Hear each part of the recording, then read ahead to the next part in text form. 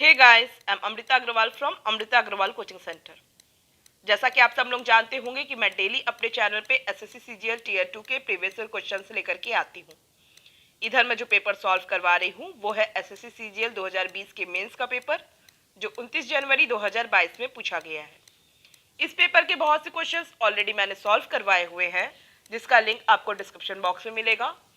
और एक प्लेलिस्ट बनाई है जिसमें अभी तक जितने भी मैंने एसएससी सीजीएल टीयर 2 के प्रीवियस ईयर क्वेश्चन सॉल्व करवाए हैं और आगे करवाऊंगी, उन सब की लिंक उस प्लेलिस्ट में मिलेगी। और प्लेलिस्ट की लिंक मिलेगी आपको आई बटन पे और डिस्क्रिप्शन बॉक्स में। तो स्टार्ट करते हैं। ये क्वेश्चन है, A saves 35% of his income if his income increases by 20.1% and his expenditure increases by 20%, then by what percentage do his saving increases or decreases? Correct to 1 decimal place तक हमको बताना है इसकी value. देखिए, आपको बोल रहा है कि ए सेव्स 35% ऑफ हिज इनकम। तो अगर मैं इसकी इनकम को 100 यूनिट मान लूँ या 100 मान लूँ, तो इसकी सेविंग क्या हो जाएगी? इसकी सेविंग हो जाएगी 35।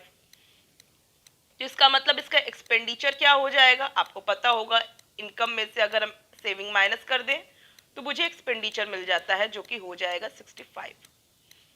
कह रहा है कि if his income increases by 20.1%। अगर 100 मैंने माना है इनकम, तो इसका मतलब इसकी अब जो 20.1% इंक्रीज हुई है इनकम, तब नई इनकम क्या हो गई? 120.1 हो गई। और कह रहा है कि and his expenditure increases by 20%, means 65 का 20% बढ़ गया है जो नया एक्सपेंडिचर है। तो इसका मतलब अब नया एक्सपेंडिचर क्या हो जाएगा? 120% ऑफ 65। और 120% को अगर मैं फ्रैक्शन में लिखूं कैलकुलेशन को इजी करने के लिए, तो मैं क्या लिखूंगी? इसे लिखूंगी 6/5। और 6/5 को जब 65 से मल्टीप्लाई करूंगी तो मुझे क्या मिलेगा? 5 से 65 में डिवाइड करने के बाद मुझे मिला 13, और 13 को 6 से मल्टीप्लाई करूंगी तो मुझे मिल जाएगा 78। इसका मतलब अब जो इसका एक्सपेंडिचर है वो 78 है और इसकी इनकम 120.1 है। तो इसका मतलब इसकी सेविंग क्या हो गई? इनकम में से एक्सपेंडिचर को माइनस कर दूंगी तो मुझे मिल जाएगी इसकी सेविंग, जो कि हो जाएगा 42.1। यहां तक किसी को कोई डाउट नहीं होगा। कह रहा है by what percentage do his saving increase और डिक्रीज। आप समझ चुके हैं, पहले 35 थी सेविंग, अब 42 हो चुकी है, 42.1 हो चुकी है। इसका मतलब सेविंग इंक्रीज हुई है। कितनी इंक्रीज हुई है? 42.1 में से 35 को माइनस कर दूंगी तो मुझे क्या मिलेगा? मुझे मिलेगा 7.1। मीन्स 7.1 रुपीज या यूनिट इसकी सेविंग इंक्रीज की है। लेकिन वो सिर्फ परसेंटेज पूछ रहा है।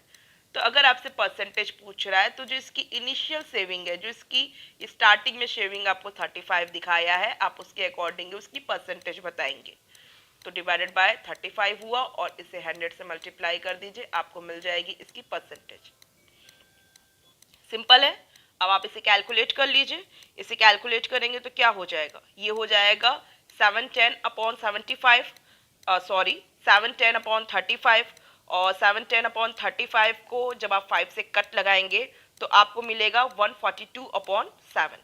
तो 7 में से जब हम 142 में डिवाइड करेंगे तो ये कितने टाइम्स जाएगा? 20.28 टाइम्स जाएगा।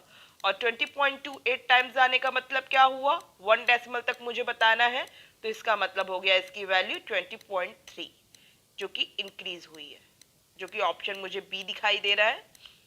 आई होप आपको सारे पॉइंट्स क्लियर समझ में आए हैं। ये सारे कैलकुलेशन आप खुद से कर सकते हो और बहुत सिंपल क्वेश्चन था। इनफैक्ट अब बस डाटा इंटरप्रिटेशन का क्वेश्चन बचा है। ये आखिरी क्वेश्चन था जो अभी मैंने सॉल्व करवाया है। डाटा इंटरप्रिटेशन के सारे क्वेश्चंस करवा दूंगी तो फिर ये सारे पेपर, मतलब इस पेपर के सारे क्वेश्चंस कंप्लीट हो जाएंगे। उसके बाद मैं एसएससी सीजीएल 2019 के मेंस के क्वेश्चन सॉल्व करवाऊंगी।